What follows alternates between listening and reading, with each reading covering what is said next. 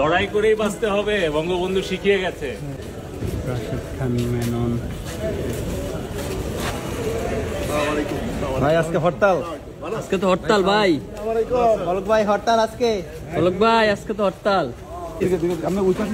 আপনারা করেন, সমস্যা নাই। লড়াই করেই বাঁচতে হবে, বঙ্গবন্ধু শিখিয়ে গেছে।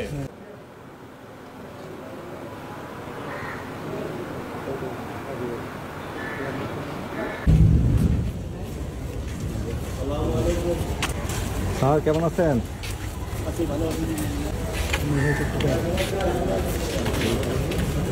জয় বাংলা, জয় বঙ্গবন্ধু, জয় বঙ্গবন্ধু, জয় বাংলা, জয় বাংলা, জয় বঙ্গবন্ধু, জয়।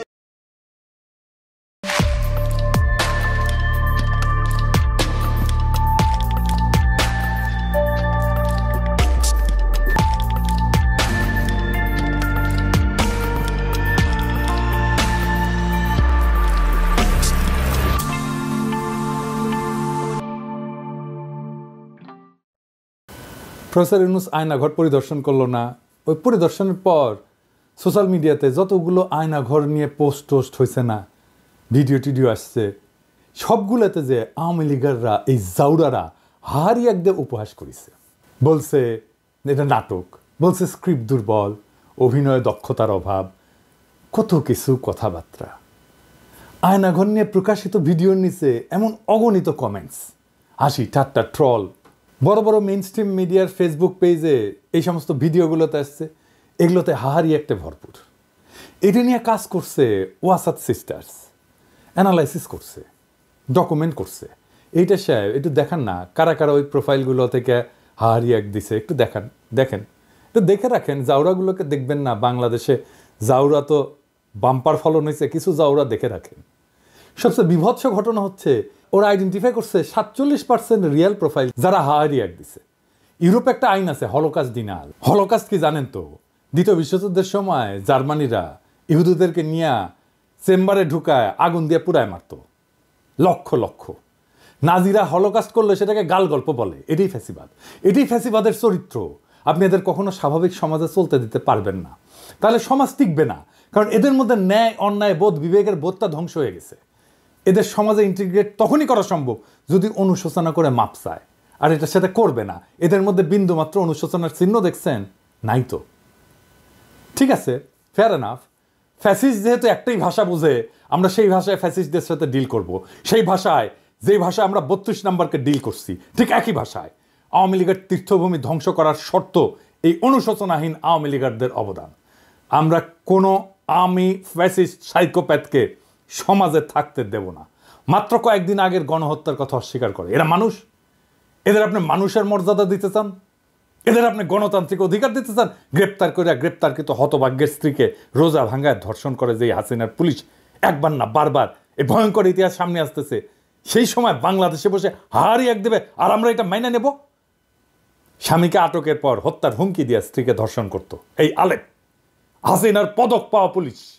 শোনেন, তাকে ধর্ষণ করার বিনিময়ে আমাকে মুক্তি দেওয়া হয়। বাচ্চারা, তোদের টুঙ্গি পাড়া উড়াই দেবো, আমি শপথ নিলাম। ফ্যাসিবাদের শেষ চিহ্ন মুছে ফেলবো। দে দেখি কত হাহারি এক দিতে পারিস। জাউরার সাথে ডাবল জাউরমে করা হবে। ধানমন্ডিতে আওয়ামী লীগের অফিসের জায়গাটা সরকারের, এটা দীর্ঘমেয়াদের লিজ নেওয়া। এই লিজ বাতিল করে অধিগ্রহণ করে ফেলা উচিত। লিজের শর্তের আইনি পরীক্ষা করে যদি সম্ভব হয় দ্রুত লিজ বাতিল করে দিতে হবে। এটা ধানমন্ডি 32 নম্বরের জন্য প্রযোজ্য। আমরা এই জন্যে আওয়ামী লীগকে নিষিদ্ধ করতে চাই। এদের পশ্চিমে অ্যাসাইলাম নেওয়ার রাস্তা যেন বন্ধ হয়ে যায়, আর যারা পশ্চিমে আছে তারা যেন আওয়ামী লীগের হয়ে জিন্দাবাদ দিতে না পারে। নিষিদ্ধ সন্ত্রাসী দলের সদস্য হিসেবে এদের যেন দেশে ফিরে আনা যায়, আর এদেরকেও বিচারের মুখোমুখি করা যায়। দেখেন, ইলিয়াসকে হত্যা করতে চাইছে আমেরিকা, আওয়ামী লীগের ভাইস প্রেসিডেন্ট, আবার পিএইচডি করেছে। কি রকম জাউরা এগুলো সেটা দেখে শুনেন। ইসলাম যদি আমাকে অ্যালাউ করতো কাউকে খুন করা, 1 নম্বরে আমি খুন করতাম, দিস গোয়িং টু লাইফ, 1 নম্বরে আমি খুন করতাম ওই একে, কি বলে, ইলিয়াসকে। Is another talented but very deeply rooted within the wrong process, and this Hasanat guy. ওরে বাংলাদেশে ফিরে আনতে হবে। আগে থেকে আমেরিকা আইনি ব্যবস্থার মুখোমুখি করতে হবে। আমেরিকায় যারা আছেন তারা ব্যবস্থা নেবেন। বেশি এক্সাম্পল লাগবে না, মোটামুটি 20-25টা এক্সাম্পল তৈরি করতে পারলে এরা প্যাকেট হয়ে যাবে। এরা ভিতর ডিম। ওই যে কইছে না হার্দিক মজুমদার অস্ত্র হাতে গেরিলা যুদ্ধ করবে, ওই মুখেই মারিতং ওরা। আমার কাছে মনে হয় এই দেশকে মানে এইখানে একটা যুদ্ধ শুরু হয়ে গেছে। এই যুদ্ধে এখন আমাদেরকে স্বাধীন করবার পালা। অস্ত্র হাতে নামতে হবে, এখানে গেরিলা যুদ্ধ করতে হবে, এখানে আমাদেরকে ট্রেনিং নিতে হবে। হার্দিক মজুমদাররা তো জুলাই আগস্টে আমাদের সাথে অস্ত্র হাতে যুদ্ধই করেছিল। সাথে ছিল police, army, RAB, BGB, Chhatra League, Jubo League, এমনকি আর্মি। পারে নাই। ওরা ওই একটা অস্ত্র নিয়ে ওরা যুদ্ধ লড়তে পারবে। আমরা পরাজিত হইতে পারি, আমি মেনে নিলাম আর কি। যদি সব বাকশালী ওই যে ওদের চামড়ার বন্দুক আছে না, ওটাতে বাতাসের গুল্লি মারে, টার্গেট বরাবর না হইলেও অসুবিধা নাই, ফাঁকে মারলেও নাকে লাগবে, শিওর শট। হৃদয় সাহেব বুঝায় দেন, বন্দুকের গুলি ছুড়ায় দেন। শুনিস হার্দিক, মূলা লাগবে, মূলা পাঠামু আর পচা গরু খা কিছুদিন, দেখ পারিস কিনা। আরামজাদা। আওয়ামী লীগারদের ফেসবুক প্রোফাইল দেখলে ব্লক করবেন, ওদেরকে ওদের বাবলের মধ্যে আটকায় ফেলেন, দেখবেন না ওদের পোস্ট, ইন্টারাক্ট করবেন না ওদের পোস্টে, ওরা শুকায় মরবে। আমরাই দেশের 95% মানুষ, ওদের এইভাবে বিচ্ছিন্ন করে দিলে ওরা শুকায় মরবে। সোশ্যাল স্পেসে, ইউটিউবে আনসাবস্ক্রাইব করবেন যদি ওদের চ্যানেল থাকে। আর একটা বিষয়, ওই যে পুলিশের ইউনিফর্ম তো বদলাইতেছেন না, ভালো, কিন্তু পুলিশের লোগো বদলাইতে হবে। যে লোগোর মধ্যে নৌকা আছে, অভিশাপের চিহ্ন। কিভাবে পুলিশকে পুলিশ লীগ বানানো হয়েছে সেটার অডিও ক্লিপ ফাঁস হয়েছে, শুনেন। এই যে বেনজির হারামজাদার কথা শুনেন, আমেরিকার স্যাংশন পাওয়া কোটি লোকে আছে, এটা বের করেন, শুনেন। জি স্যার, আপনি আপনার বক্তব্য কন্টিনিউ করেন স্যার, প্লিজ। Thank you. তো আমরা ওই দিকে যাই। Thank you so much. আমি একটু যে তনুর কথা উত্তর দিইনি। আওয়ামী লীগ আমলে যত রিক্রুটমেন্ট হয়েছে এগুলো কিন্তু সব পুলিশ ভেরিফিকেশন করে রিক্রুটমেন্ট করা হয়েছে, ঠিক আছে? যে কারণে এরা ক্ষমতা এসে কিন্তু সারদা থেকে প্রচুর লোককে তারা পুলিশের ট্রেনিং থেকে বাদ দিয়ে দিচ্ছে। কেন বাদ দিচ্ছে ইউ ক্যান আন্ডারস্ট্যান্ড। আমরা আমাদের সময়, আমি যে কদিন ছিলাম বা তার আগেও আওয়ামী লীগের আমলে আমাদের জানা মতে মানে ওই ভিন্ন মতাদর্শ কোনো লোকজন সহজে ঢুকতে পারে নাই, বিকজ এগুলোকে সব আগে পুলিশ ভেরিফিকেশন করে এরা কে কোন মতাদর্শে সেগুলো নিশ্চিত হয়েই চাকরি দেওয়া হয়েছে। এটা আপনার জানার জন্য। এই জন্য কিন্তু ওই কালকেও কোথায় পরশুদিন কোথায় কথা বলছিলাম, তারা বলছিল যে এরকম লোকজন বলে যে এটা বেনজিরের বাহিনী, ঠিক আছে? এবং পুলিশকে কিন্তু এরা বিশ্বাস করে না, এরা খুন করে ক্ষমতায় আসছে, আবার এরা কিন্তু পুলিশকে বিশ্বাস করে না। যদিও এই মুহূর্তে তারা প্রচুর লোকজন নিয়ে আসছে, ওই যে রিটায়ারমেন্ট থেকে এখান থেকে সেখান থেকে এনে বসিয়েছে। ওই যে আপনার 2008 সালের আগে 9 সালের আগে যারা রিক্রুট ছিল পুলিশে তাদেরকে সামনে নিয়ে আসছে, এইভাবে কিছু লোকজনকে সামনে নিয়ে চালানোর চেষ্টা করছে, কিন্তু বেসিক্যালি কিন্তু তারা পুলিশকে বিশ্বাস করে না। তারা মনে করে যেগুলো আওয়ামী লীগের সমর্থক, পুলিশ ইন্টার বাহিনী আওয়ামী লীগের সমর্থক। আর আমি মনে করি যে এই আওয়ামী লীগের পুলিশ বাহিনী তো আসলে বঙ্গবন্ধুর নেতৃত্বে কাজ করার ঐতিহ্য ইতিহাস আছে। আপনারা জানেন যে আপনার 25শে মার্চ কাল রাত্রে তো যে অ্যাটাক গুলো হয়েছিল তার মধ্যে প্রধান হচ্ছে রাজারবাগ পুলিশ লাইন, এবং তারাই প্রথম কিন্তু স্বাধীনতার সপক্ষে প্রথম গুলি বর্ষণ তারাই করেছে কিন্তু পাক আর্মিদের বিরুদ্ধে। তো ওখান থেকে কিন্তু এদের একটা এই বাহিনীর একটা ঐতিহ্য আছে, প্রো আওয়ামী লীগ ঐতিহ্য বা প্রো লিবারেশন ঐতিহ্য আছে। এবং কন্টিনিউয়াসলি মাঝখানে যদিও অনেক বছর আওয়ামী চেতনার যারা বিরোধী তারা ক্ষমতায় ছিল তাদের লোকজন ঢোকানোর চেষ্টা করেছে, but end of the day আমি মনে করি এখনো এই প্রো লিবারেশন বা প্রো এল ফোর্স, এই ফোর্সের মধ্যে বা সদস্য এই ফোর্সের মধ্যে সংখ্যাগরিষ্ঠ। তো সেই আস্থা থাকতে হবে, আমার মনে আস্থা থাকা ভালো। এবং এন্ড অফ দি ডে দেখবেন যে এরাই আপনার একসময় সহযোগী হয়ে দাঁড়াবে আর কি। এই মুহূর্তে হয়তো না পারলেও কোন একটা সময় সহযোগী হয়ে এদের সহযোগিতা আপনারা পাবেন। আর আমি চেষ্টা করছি পুলিশ বাহিনীর সদস্যদের যারা আপনারা জানেন যে প্রচুর লোকজন তো যখন 5ই আগস্টের পরে প্রচুর পুলিশের সিনিয়র অফিসাররা কর্মস্থল ত্যাগ করে গেছে, আর আসে নাই। আর প্রায় 300-350 অফিসারকে ইতিমধ্যে চাকরিচ্যুত করা হয়েছে। সমসংখ্যক কর্মকর্তাকে বিভিন্ন জায়গায় সংযুক্ত করে রাখা হয়েছে, মানে তাদের ডিউটি থেকে প্রত্যাহার করে অকার্যকর করে রাখা হয়েছে। এবং করে তারপরে এই যে এই গ্যাপে তারা ওই যে আওয়ামী লীগ যখন ক্ষমতায় ছিল না সেই সময় যে রিক্রুট যারা তাদেরকে নিয়ে আসা হয়েছে, অনেকে রিটায়ার করছে তাদেরকেও নিয়ে আসা হয়েছে। তো ফলে এটা ভঙ্গুর অবস্থা, এটা এই বাহিনীর। আমি চেষ্টা করছি যারা বাহিনীতে কাজ করতেছে তাদের সঙ্গে যোগাযোগ স্থাপন করার জন্য। এটা আমি করে যাব, যাতে করে এই বাহিনীর সহযোগিতা সাপোর্ট আপনারা পেতে পারেন, সে চেষ্টা আমার অব্যাহত থাকবে। আর রিগার্ডিং তোমার দলীয় প্রোগ্রাম, এটা তো মাননীয় প্রধানমন্ত্রী দেবেন, নেত্রী দেবেন, যেটা প্রোগ্রাম দিবেন যেটা ওখান থেকে আসবে সেটাই আমাদের সবাইকে বাস্তবায়ন করতে হবে, বলবৎ করতে হবে। তবে বলবৎ বাস্তবায়ন কিভাবে করবেন এটা হচ্ছে আপনার মনসিয়ানা। যেমন ওই যে এটা করতে গিয়ে তো অনেক প্রায়োগিক ক্ষেত্রে অনেক সমস্যা উদ্ভব ঘটতেছে, আমি জানি, বিভিন্ন সময় আমার সঙ্গে অনেকে কথা বলে। তো এই যে সমস্যাগুলো হচ্ছে সেগুলোকে আমাদের স্থানীয় পর্যায়ে সেগুলোকে মোকাবেলা করে এটা এই পুলিশকে রাহুমুক্ত করতে হবে। যারা রাহুমুক্ত করার কাজ করতেছে তাদের বিরুদ্ধে ষড়যন্ত্র শুরু হয়েছে, বুঝছাও? কারা করতেছে নাম কইলাম না, কিন্তু আমরা সব জানি। পুলিশের নেতৃত্বকে শান্তি মতো কাজ করতে দিবেন। যারা নানা ধান্দায় চুকলি কাটতেছেন পুলিশের নেতৃত্বের বিরুদ্ধে সাবধান করে দিতেছি, ভাইজান আপনাদের সকলের আমল নামাকলে আছে আমার কাছে। আমি চুনাপঠিদের পিছে লাগি না, এটা আমার স্বভাব বিরুদ্ধ, কিন্তু পুলিশের সংস্কারের যে ধারা শুরু হয়েছে, যেটা আমরা দেখতে পারতেছি, সেটাকে নেতৃত্ব শূন্য করে বাধা সৃষ্টি করতে চাইলে তারা ছাড়া হবে না। সাবধান হইয়া যান যারা পুলিশের বর্তমান নেতৃত্বের বিরুদ্ধে চুকলি কাটতেছেন। শুনলাম প্রফেসর ইউনূস সাহেব নাকি চুকলি কাটতে গেছিলেন, সত্য নাকি? হ্যাঁ, স্যারের পাঠায় দিই আপনাদের আমল নামা দিব, চাপা মায়ের দিয়ে দিব কলে। তাই সাবধান হইয়া যান, এই বান্দা জিন্দা আছে। আর হ্যাঁ, ওই যে হাঙ্কারে যে পুলিশ সদস্য ছিল না, ওই যে ছত্রভঙ্গ করছিল, কাউরে না পিটায় কাউরে না মাইরা, ওটা খুঁজে পাওয়া গেছে। নাম রিয়াদ হোসেন, ডেমরা পুলিশ লাইনে।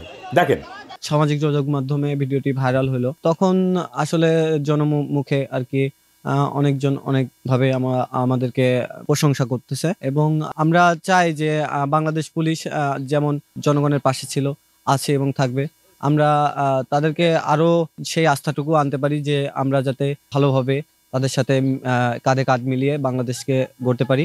এখন ভাইরাল হলো, বন্ধু বান্ধব, তারপরে সহকর্মী যারা আছেন, আত্মীয় স্বজন, পরিবার, সবাই আসলে আমাকে নিয়ে গর্ববোধ করছেন। আমিও চাই যেন আমি আমার দেশের জন্য কিছু করতে পারি। আরে ভাই, মন তো ভরলো না এই রিপোর্ট দেখে। ওর বাড়ি কোথায়?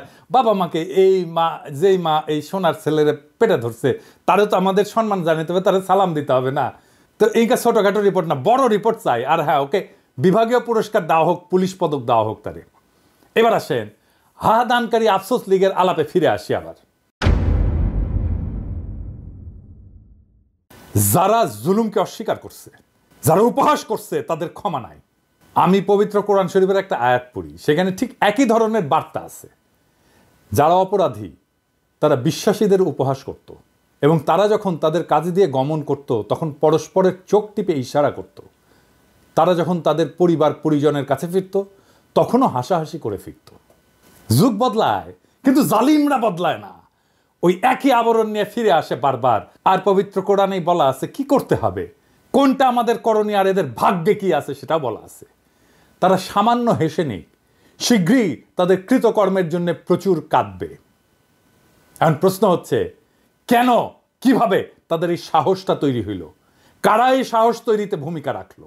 আসেন সেটা বুঝে দেখি। 5ই আগস্টের পর আমরা দেখছি সমস্ত অর্গানাইজ শক্তি কেন্দ্র যেগুলো ছিল, যেমন ধরেন বড় রাজনৈতিক দলগুলো, আর্মি, এরা আওয়ামী ফ্যাসিস্টদের আশ্রয় দিল। প্রথমে আশ্রয় দিল আর্মি সারা দেশের ক্যান্টনমেন্টগুলোতে, তারপরে জাতীয় স্থানীয় পর্যায়ে বিএনপি, জামাত, কিছু নেতা, এমনকি পুলিশ ডিজিএফআই নিরাপদে সীমান্ত পার করে দিল। আর্মির হেফাজত থেকে পালায় গেল লেফটেন্যান্ট জেনারেল মুজিব। কাউকে এর জন্য দায়ী করা গেছে? করা হয়নি। কেন করা যায়নি? ওয়াকারের বিরুদ্ধে কিছু বললে হুক্কা হুয়া শুরু করে দেয় ডিজিএফআই এর পেইড এজেন্টরা। ওয়াকারের জন্য নাকি ইন্ডিয়া বাংলাদেশে আক্রমণ করে নাই। হ্যাঁ, খারান হাইসানি, আমি না ঘোড়ায় আসবো। ডিজিএফআই ভালো, খুবই ভালো। বয়ান দেয় ডিজিএফআই নাকি একাই গুম করে না, আরো সবাই করেছে, তাই ডিজিএফআই অত খারাপ না। হ্যাঁ, ডিজিএফআই ভালো, খুবই ভালো ছেলে, সন্ধ্যাবেলা হাত মুখ ধুয়ে পড়তে বসে, তাই না? যে আর্মি চিফ 5ই আগস্টে সারাক্ষণ ইন্ডিয়ান আর্মি চিফের সাথে কথা বলছে, হাসিনার বনজামাই জন্য মেডিকেলি আনফিট হওয়ার পরে আর্মি চিফ হয়েছে, যার কমান্ডে আর্মি সবচেয়ে বেশি হত্যাকাণ্ড চালাইছে ছাত্র জনতার উপরে, যেই শহীদের শরীরে বেধা 66% গুলি আসছে আর্মির অস্ত্রাগার থেকে। আমার কথা না, জাতিসংঘের কথা। সেই আর্মি চিফ ইন্ডিয়া থেকে বাংলাদেশ বাঁচাইতেছে। হে খোদা, আমারে উঠায় নাও, নয়তো দড়ি ফেলাও, বায়ে উঠে যায়। এই বয়ান যারা বলে তারা কার স্বার্থ রক্ষা করে? এই বয়ান যারা বলে তারা কার ক্রীড়নক? এই বয়ান যারা বলে তারা কার পুতুল? তাদের কি নাচায় আমরা জানি। ছাগল নাচে খুঁটির জোরে, আর এই খুঁটিটা কি সেটাও আমরা জানি। বাংলাদেশে হাসিনার পলায়নের সবচেয়ে বেশি ঝামেলা এখন কে পড়েছে? এটা বুঝলে আমরা সব রাজনীতি ফকফকা করে বুঝতে পারবো। আসেন সেটা বুঝে দেখি। সবচেয়ে বেশি ঝামেলায় পড়েছে মোদি। আন্দোলন বিপ্লব দমনে পুলিশের পোশাকে অন্য দেশের নাগরিকদের থাকার প্রমাণ মিলছে। আন্তর্জাতিক অপরাধ ট্রাইব্যুনালের চিফ প্রসিকিউটর বলছে নিজেই, প্রমাণ অনুমান না। তার মানে প্রসিকিউশন হাসিনার বিরুদ্ধে না, ভারতের মোদিকে এখানে মামলায় ঢুকাবে। মোদির আরো সমস্যা আছে। বিএনপির সালাউদ্দিন সাহেবকে কিভাবে ঢাকা থেকে ধরে নেওয়ার পরে ইন্ডিয়া পাওয়া যায়, সুকরঞ্জন বালিকে কিভাবে হাইকোর্টের সামনে থেকে অপহরণ করার পরে ইন্ডিয়ার জেলে পাওয়া যায়। মোদিকে এটার জবাব দিতে হবে তো, ইন্ডিয়াকে রাষ্ট্র হিসেবে এটার জবাব দিতে হবে তো। হাসিনাকে তার দলের সব দুর্বৃত্তকে কেন আশ্রয় দিচ্ছে ইন্ডিয়া, আর কিভাবে বাংলাদেশের রাজনীতিতে হস্তক্ষেপ করছে সেটা তো আমরা জানি। হাসিনার অপরাধের সলিড এভিডেন্স পাওয়া গেছে জাতিসংঘ থেকে। আমরা করি নাই, প্রফেসর ইউনূস করে নাই, প্রফেসর ইউনূসের প্রশাসন করে নাই, করছে থার্ড পার্টি জাতিসংঘ। এইটার কোনো যদি কিন্তু নাই, এর সে সলিড এভিডেন্স হয় না। বাংলাদেশের আদালতে বেইজ্জতি এটা মোদি ঠেকাইতে চায়। এইটা ভারত রাষ্ট্রের জন্য জরুরি। কিভাবে ঠেকাবে? একটাই রাস্তা আছে, প্রফেসর ইউনূসকে যত দ্রুত সম্ভব বিদায় দেওয়া। প্রফেসর ইউনূসকে বিদায় দিতে পারলে বাংলাদেশের সবকিছু আগের অবস্থায় চলে যাবে। এইখান থেকে পাইছে সাহস, আবার আগের গৌর, আবার হেডম নিয়ে আমরা আসতেছি। আর টাকা পয়সা তো আছেই, সবাই রে কিনে ফেলবে, এই হইতেছে প্ল্যান। সেই জন্যে আগাম নির্বাচন, দ্রুত নির্বাচন, এই সমস্ত আলাপ তিস্তানিয়া প্রোগ্রাম করে আর এক্সিকিউট করে কি? দ্রুত নির্বাচন আর প্রফেসর ইউনূসের দ্রুত বিদায়, এই ইন্ডিয়ান প্ল্যান এক্সিকিউট করে। আপনারা বুঝে হোক না বুঝে হোক ইন্ডিয়ান ব্যাগেজ কান্দে নিছেন। এই ব্যাগেজ আমরা মাইনা নেব না, কোনোদিন মাইনা নেব না। বাংলাদেশের রাজনৈতিক দলগুলো কখনো জনগণকে দেওয়া প্রতিশ্রুতি রাখে নাই, ইতিহাস সাক্ষী। 1990 3 জোটের রূপরেখা রাখে নাই। তত্ত্বাবধায়ক সরকারকে প্রশ্নবিদ্ধ করছে প্রথমে বিএনপি, বিচারপতির বয়স বাড়ায়। এরা ক্ষমতায় থাকার জন্য সবকিছু করতে পারে। বিএনপি নির্বাচনের আগে যাই বলুক এটা রাখবে না, সে কোনো সংস্কার করতে দিতে চায় না। নির্বাচন হইলে সবকিছু কইরা ফেলবো, এইটা হইতেছে ওই সেই প্রেমিকের মতো, যে প্রেমিকার সামনে এসে তার সাথে প্রেম করার জন্য যা কিছু বলে সব কিছু মিথ্যা। ওই মিথ্যা কথা বলতেছে তারা। প্রেমিকার সামনে উত্তেজিত প্রেমিক এসে যা যা বলে না, বিএনপি তাই বলতেছে নির্বাচনের জন্য। কোনোটা রাখবে না, সে কোনো সংস্কারও করতে দিতে চায় না। আওয়ামী লীগ নিষিদ্ধের কথা বললে বলে জনগণ ঠিক করবে। আরে বাবা, জনগণ কেমনি ঠিক করবে? গণভোট কইরা তো গণভোট করেন এখন আওয়ামী লীগ নিষিদ্ধের প্রশ্নে, সেটা তো করতে দিতে চান না।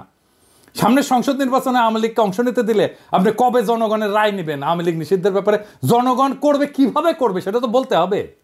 জনগণ তো একটা বিমূর্ত জিনিস, মানে আপনি একটা ধোঁয়াশা তৈরি করতেছেন জনগণ নামের এক বিমূর্ত শক্তির অনুমোদনের কথা বইলা। এই সরকারের নাকি ম্যান্ডেট নাই। সংবিধান সংস্কারে তো বিএনপির ম্যান্ডেট থাকবে, সে 2/3 মেজরিটি পাবে, কিভাবে জানে? পাবে না তো। তার মানে সংবিধান সে পাল্টাতে পারবে না। তখন বলবে আমরা কিভাবে পাল্টাবো, আমাদের তো মেজরিটি নাই। তারপরে প্রশ্ন থাকে, সে কি সংবিধানের মূলনীতি পাল্টাতে পারবে যদি মেজরিটি 2/3 মেজরিটি পায়ও? পারবে না। কারণ যে সংবিধানের অধীনে সে নির্বাচন করবে, শপথ নিবে, সেই সংবিধানের মূলনীতিকে সে পরিবর্তন করতে পারবে না। নির্বাচন হইলে কোনো বিচার হবে না, আপনারা লিখে রাখতে পারেন। মোদি আর ইন্ডিয়া আবার চিরজীবনের জন্য মাপ পেয়ে যাবে। ওই সংবিধানে থাকবে ধর্মনিরপেক্ষতা, গণতন্ত্র, বাঙালি জাতীয়তাবাদ আর সমাজতন্ত্র। সেইটা আমাদেরকে এত রক্তের পর, বিপ্লবের পরেও আমাদেরকে ওই সংবিধানই টাইনা নিয়ে যাইতে হবে। মোদি আর ইন্ডিয়া চিরজীবনের জন্য মাপ পেয়ে যাবে। তাদের যে আমরা পাইরা ফেলতে পারছিলাম, সেই সুযোগ হেলায় আমরা হাতছাড়া করে ফেলবো। কম্প্রোমাইজ করে ফেলবে যারাই ক্ষমতায় আসুক। কে আসবে আমি জানি না, যারাই আসুক রাজনৈতিক দল তারাই কম্প্রোমাইজ করে ফেলবে।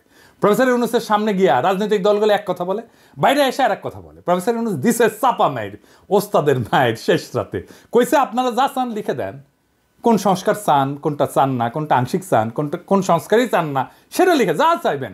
আমাদের তো কোনো এজেন্ডা নেই, সবাই মিলে যেটা চাইবেন শুধু সেটাই আমরা করব। তবে আমরা ওয়েবসাইটে দিয়ে দেব কে কি চাইছিলেন।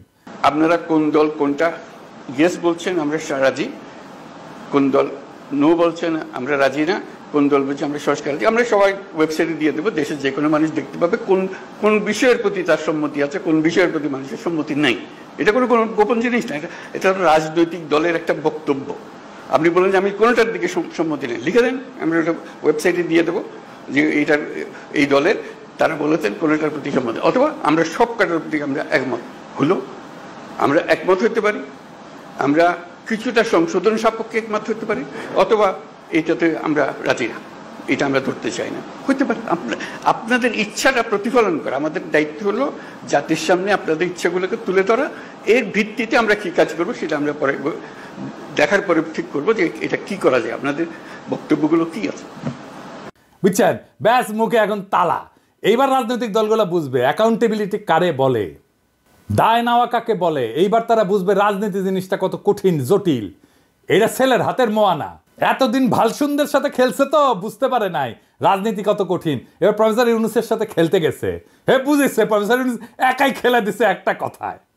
রাজনৈতিক দলগুলোকে বলি, কোনো বিশেষ দলকে উদ্দেশ্য করে এটা বলতেছি না, সবাইকে বলতেছি, বাংলাদেশে ইন্ডিয়ান ব্যাগেজ নিয়ে রাজনীতি করার দিন শেষ। ইন্ডিয়ান ব্যাগেজ থাকলে আপনার রাজনীতির কোনো ভবিষ্যৎ নাই। আপনি যত বড় রাজনৈতিক দল হন না কেন, কোনো লাভ নাই। পিনাকির আপনি হুতায় ফেললেও আপনি বেচবেন না। পিনাকি হইতে যাবে কিন্তু আপনি বেচবেন না। বাংলাদেশের রাজনৈতিক বাস্তবতা আপনাদের ইন্ডিয়ান ব্যাগেজ নিয়ে রাজনীতি করতে দেবে না, ফুল স্টপ। প্রফেসর ইউনূসের প্রতি আহ্বান, আপনার এই অন্তর্বর্তীকালীন সরকার ভেঙে দেন, বিপ্লবী সরকার গঠন করেন। জন আকাঙ্ক্ষা সেইটাই। এই বিপ্লবী সরকার থাকবে ততদিন যতদিন হাসিনার এই বাকি টার্ম আছে ততদিন। 5ই আগস্টের পরে যে সুযোগ আমরা হারাইছিলাম, সেই হারানোর সময় আবার ফিরে আসছে। এই মুহূর্তে আবার হারায় যাওয়ার আগেই বিপ্লবী সরকার গঠন করেন। দেশের রাজনীতির গুণগত পরিবর্তন হয়েছে, তাকে ধারণ করেন। বিপ্লবী সরকার গণপরিষদের নির্বাচন দেবে, সবাই নির্বাচন করছে, দ্রুত নির্বাচন দিয়ে দেবে। বিপ্লবী সরকার গঠন করে 1 মাসের মধ্যে গণপরিষদ নতুন সংবিধান রচনা করবে। আপনারা নির্বাচন করেন সেইখানে, সেই সময় বিপ্লবী সরকার সংস্কার সম্পন্ন করবে। নতুন সংবিধান রচিত হলে গণপরিষদ ভেঙ্গে দিয়া সেই নতুন সংবিধানের অধীনে নির্বাচন হোক। আপনারা সবাই উৎসবের সাথে সেই নির্বাচনে অংশ নেন। আমি ব্যক্তিগতভাবে চাই প্রফেসর ইউনূস জাতির নেতৃত্ব থেকে যেন তারপরেও বিদায় না নেন। তিনি যেন রাষ্ট্রপতির পদকে অলংকৃত করেন। তিনি আসলেই অলংকার হয়ে উঠবেন রাষ্ট্রপতি পদের জন্য। আমরা উনার অভিভাবকত্ব এত তাড়াতাড়ি হারাইতে চাই না। বাংলাদেশকে আমাদের শক্ত অর্থনৈতিক এবং রাজনৈতিক ভিত্তির উপরে দাঁড় করানোর জন্য প্রফেসর ইউনূসের অভিভাবকত্ব আমাদের দরকার। ছাত্র জনতার আকাঙ্ক্ষার রাষ্ট্র তৈরি করে দেওয়াটা আমাদের দায়িত্ব এবং কর্তব্য। আমাদের সেই প্রতিশ্রুতি ভুলে গেলে চলবে না। আমরা এক কঠিন জটিল সন্ধিক্ষণে দাঁড়ায় আছি। একদিকে ভয়, অন্যদিকে সম্ভাবনা। যারা সত্যকে বিকৃত করছে, ইতিহাসের নির্মম বাস্তবতাকে উপহাস করছে, তারা শুধু নিজেদের মানবিকতাই হারায়নি, তারা আমাদের ভবিষ্যৎকেও হুমকির মুখে ফেলে দিছে। কিন্তু ইতিহাস সাক্ষী, জুলুম কখনো টেকসই হয়নি, জুলুম কখনো টেকেনি, জালেম কখনো টেকেনি। প্রত্যেকটা ফ্যাসিস্ট শক্তির শেষ আছে, আর সেই শেষ তারাই ডেকে আনে যারা সত্যকে মুছে দিতে চায়। আমাদের করণীয় একটাই, হাসিনা আর তার দোসরদের বিচার নিশ্চিত করা, রাষ্ট্রের ন্যায়ের ভিত্তি পুনর্নির্মাণ করা। আমাদের রাজনীতি কোনো আপোষের রাজনীতি হইতে পারে না। আমাদের লক্ষ্য একটাই, ফ্যাসিবাদের শেষ চিহ্ন মুছে ফেলা। আমরা জানি এই পথ সহজ না, বাধা আসবে, কিন্তু এই লড়াই শুধু রাজনীতির লড়াই না, এটা আমাদের অস্তিত্বের লড়াই। প্রফেসর ইউনূসের নেতৃত্বে আমরা একটা নতুন অধ্যায়ের সূচনা দেখছি। এই মুহূর্তটা আমরা হারাইতে পারি না। আমাদের সাহসী হইতে হবে, সংগঠিত হইতে হবে। এই লড়াই শুধু আওয়ামী ফ্যাসিবাদের বিরুদ্ধে না, এটা পুরো সিস্টেমকে বদলে দেওয়ার লড়াই। এটা একটা বিপ্লবী আন্দোলনের ভিত্তি। আমরা একটা নতুন বাংলাদেশ গড়ব, একটা ন্যায়ের বাংলাদেশ গড়ব, একটা ইনসাফের বাংলাদেশ গড়ব, একটা মানুষের বাংলাদেশ গড়ব। ইতিহাস আমাদের দিকে তাকায় আছে। আমরা কি আমাদের সেই দায়িত্ব পালনে প্রস্তুত? ইনকিলাব জিন্দাবাদ।